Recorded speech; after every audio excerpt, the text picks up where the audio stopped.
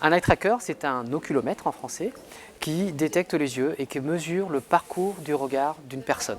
L'utilisation de l'eye tracker donc se fait en deux temps.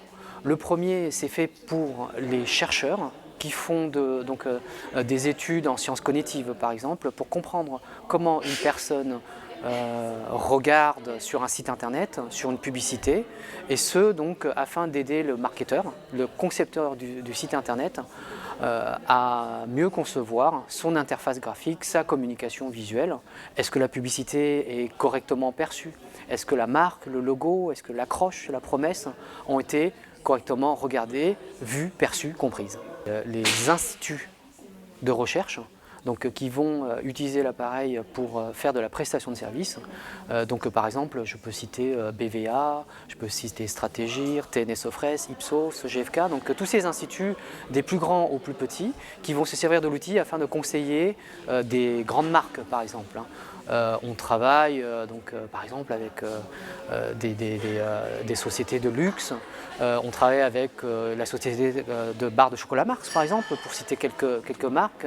On travaille avec la société Orange en France, afin de comprendre justement la perception du consommateur par rapport à ces produits-là. Et puis vous avez une deuxième catégorie qu'on appelle les industries, et on travaille par exemple avec certains constructeurs automobiles ou avec des constructeurs de PC, pour encapsuler, pour intégrer la technologie eye tracking dans notre quotidien, dans des téléviseurs, dans des PC, dans des jeux vidéo, dans des voitures, pourquoi pas dans des avions aussi. L'avenir de ce type de produit, aujourd'hui technologiquement parlant, il s'agit de miniaturiser et puis finalement de le disséminer dans notre quotidien où on a besoin d'une troisième main. Donc, dans le milieu professionnel par exemple, vous avez imaginé le chirurgien qui est en train d'opérer sur un champ un peu compliqué où il a ses deux mains et il aurait besoin d'un assistant. Il n'a pas cet assistant.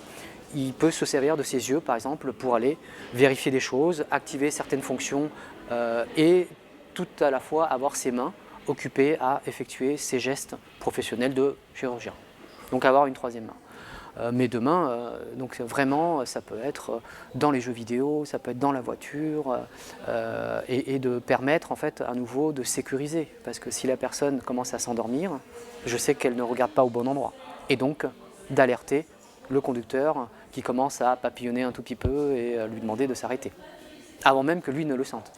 Je représente l'agence Quintesis, qui est une agence de communication globale bretonne. Nous sommes l'agence leader en Bretagne Sud. Nous avons également un bureau à Nantes et un bureau récemment à Barcelone qui est plus lui basé sur l'événementiel. Nous sommes toujours à la recherche de nouveaux concepts pour nos clients, pour mieux valider et leur proposer une meilleure campagne. Il y a quelques années, j'avais lu un article sur l'eye tracking et c'était l'occasion après de savoir qu'il y avait des chercheurs ici qui étaient dans le même concept. Et j'ai eu l'occasion de rencontrer la société Tobii avec Antoine Lu.